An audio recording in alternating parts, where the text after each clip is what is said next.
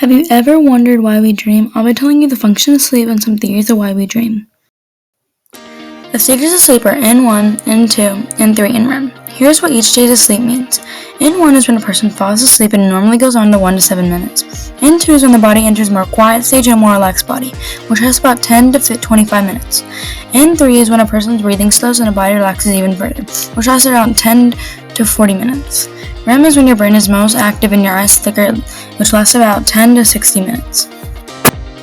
Sleep is a very important function of the brain. It is the time where nerve cells communicate with each other. It is the body's reset process, which basically means that your body is preparing you for waking up so you can learn new things. Our brain cannot naturally distinguish dreams from real life, so when you are reacting to a nightmare, your brain can't comprehend that, so it wakes you up. So you only remember your dreams if you wake up during it. Dreams make you analyze memories you had witnessed throughout your day. A number of people experience lucid dreaming, which is when you know you are asleep and some people are able to control what they dream, which would be nice once in a while. They help you remember things and are a sign of healthy sleep. Post-traumatic nightmares, the region of brain involved in fear behaviors, including the amygdala, the structure of the brain that identifies threats. The pineal gland, which is located between the two hemispheres of the brain, and the function of this is to increase production of melatonin. There are 3 types of genital cells, which are called astrocytes, polygenital and microgenital cells. They connect, support, and they protect the neurons from central nervous system, and they come in different shapes, sizes, and they all perform different functions.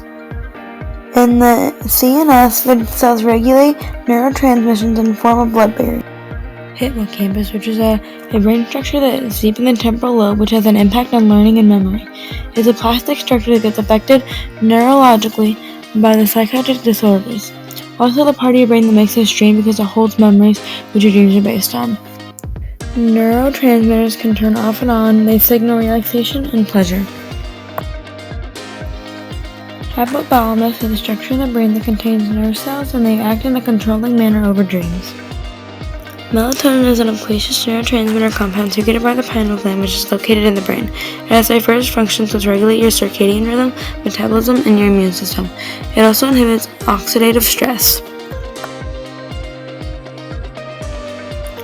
Prophetic dreams are when you remember the dream that shows your future. It's like deja vu. One story of prophetic dreams is when King Belshazzar kept having his dream, so he called the wisest men in the kingdom to interpret the dream. No one was able to except for Daniel. They were all drunk in a dim room, and they were all spirits, surrounding them good and evil.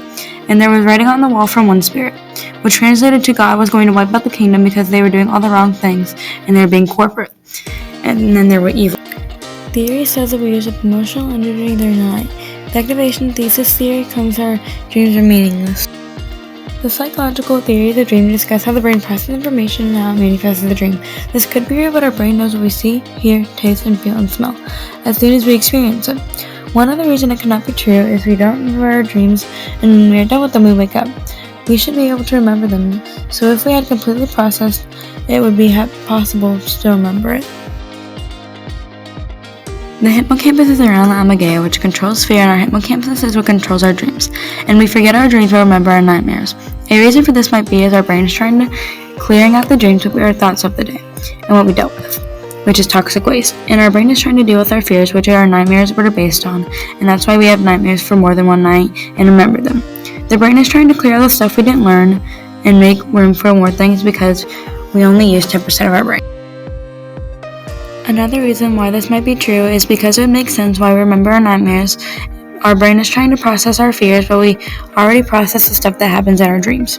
One other reason this could be true is that scientists have discovered our brain clears out the things that happened in our day so we can forget, so our brain has more room to fit, so we can learn new things and remember.